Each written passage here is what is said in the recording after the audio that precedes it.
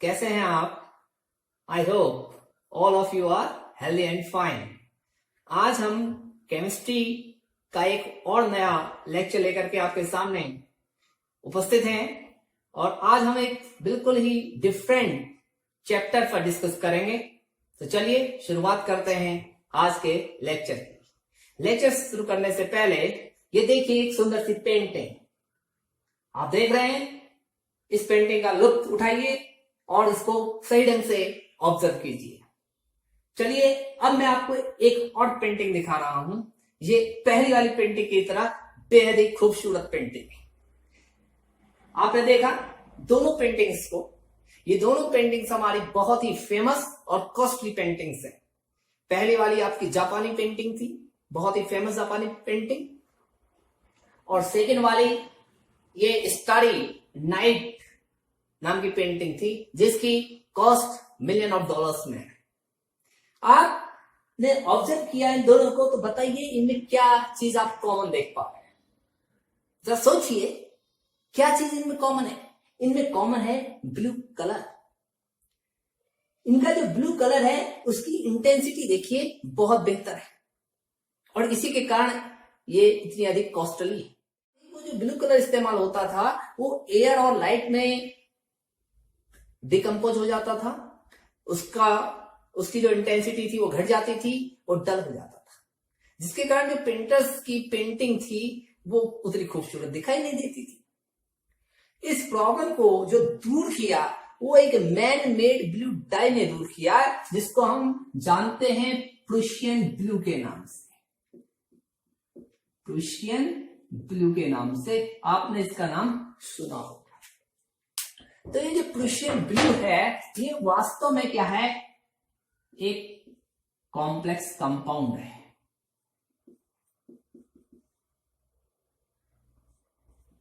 Iron hexacyanoferrate.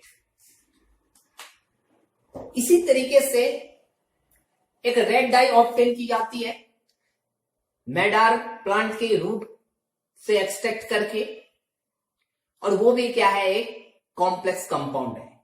अब मैंने ये रेड डाई की बात क्यों किया उससे?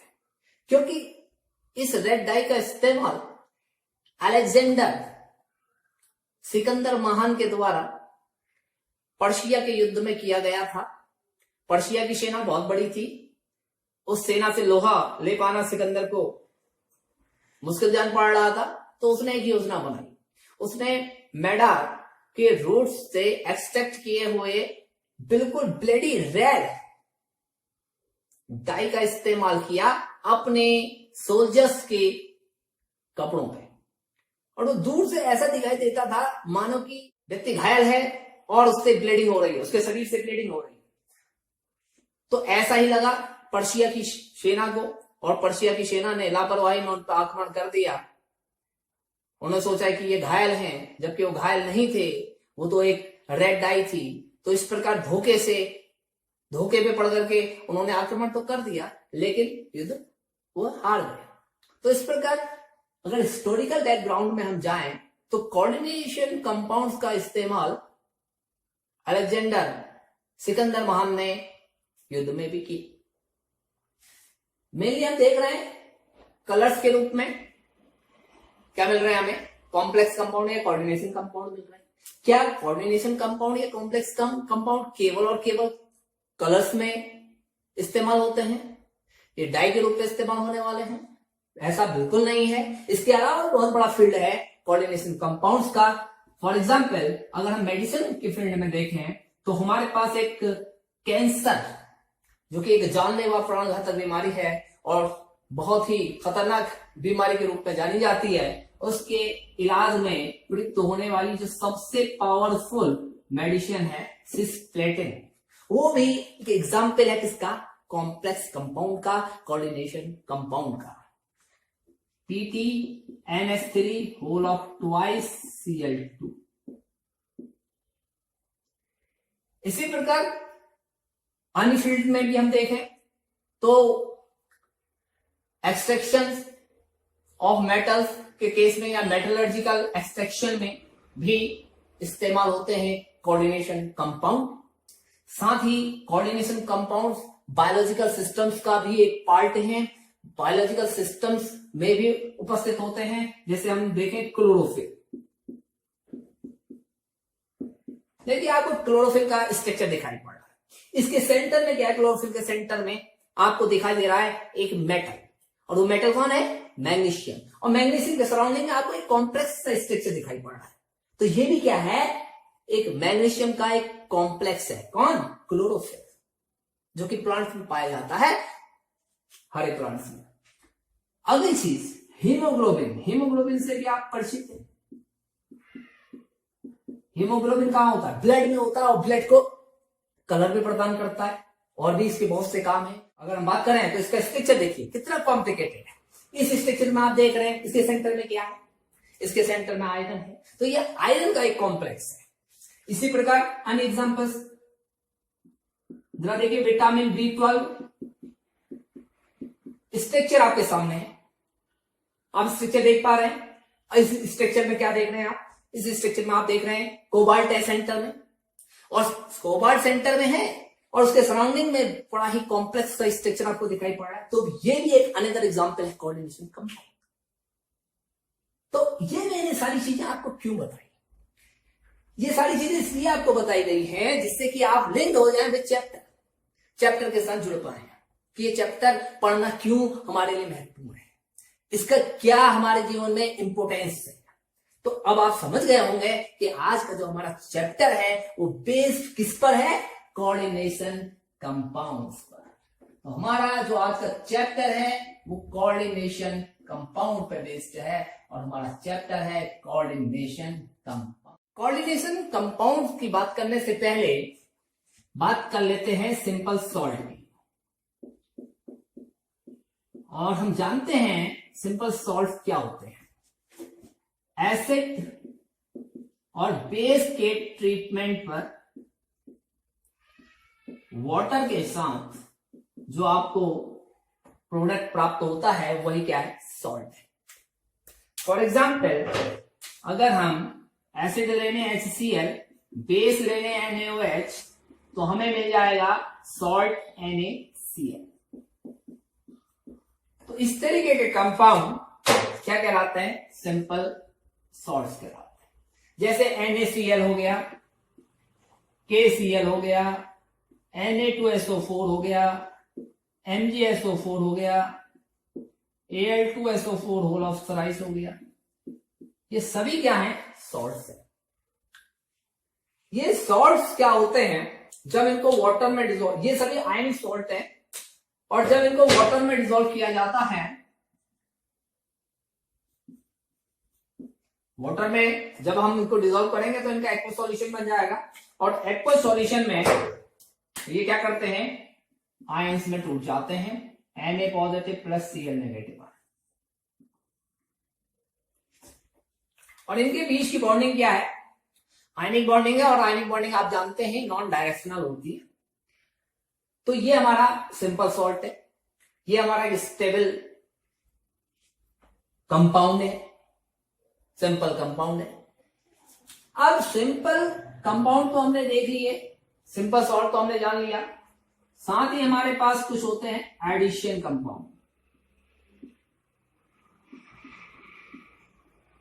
अब एडिशन कंपाउंड क्या होते हैं, एडिशन कंपाउंड वे कंपाउंड होते हैं जो कि दो या दो से अधिक स्टेबल कंपाउंड के एक इंडेफिनिट स्टोइचियोमेट्रिक रेशियो में मिलने से बनते हैं।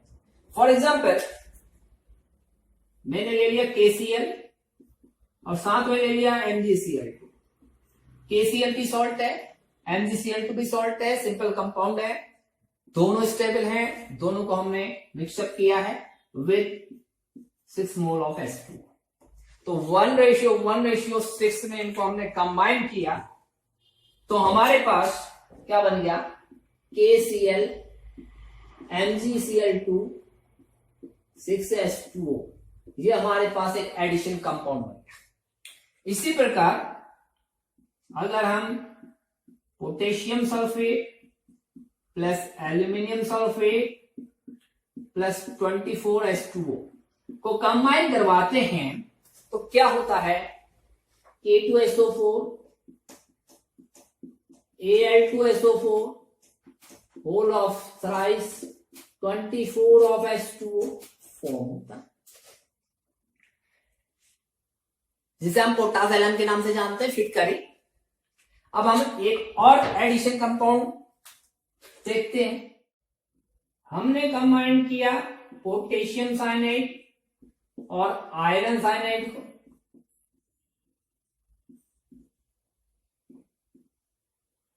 फोर रेशियो 1 के रेशियो में, तो हमें ऑप्टेन हो जाता है K4FeCN होल ऑफ 6। ये भी क्या है, एक एडिशन कंपाउंड है। तो एक्चुअल में जो कोऑर्डिनेशन कंपाउंड्स हैं वो एडिशन कंपाउंड्स हैं, और एडिशन कंपाउंड भी दो टाइप के होते हैं। अब इनके दो टाइप्स को हम समझने की कोशिश करते हैं। कुछ हमने जो एग्जांपल्स लिए हैं उन्हीं के माध्यम से। Compounds are of two types. अब जरा देखिए दो टाइप्स क्या क्या।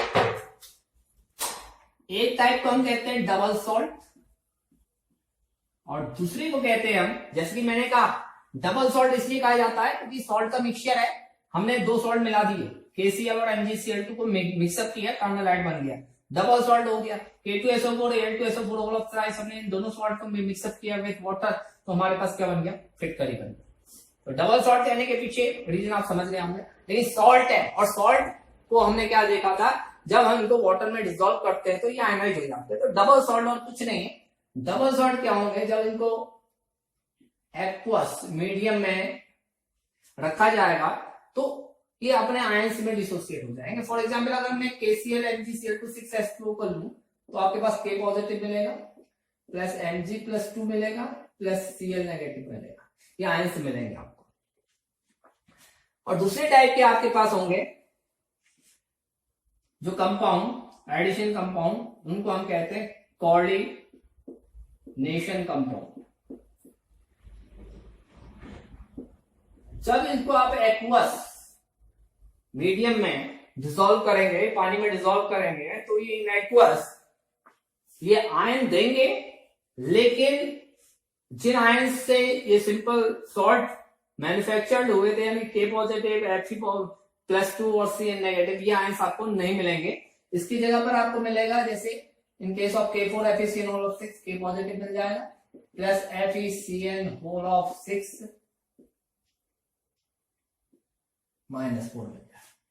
तो आप देखिए क्या मिल रहा है यहां पर जो डबल सॉल्ट है वो अपने आयनों में टूट जा रहे हैं, जबकि coordination compound are such type of addition compounds which retain their identity in solution, जो सॉल्यूशन में अपनी आइडेंटिटी को लूज नहीं कर रहे हैं। क्योंकि देखिए यहाँ पर आपको क्या मिल रहा है, कॉम्प्लेक्स आयन मिल रहा है।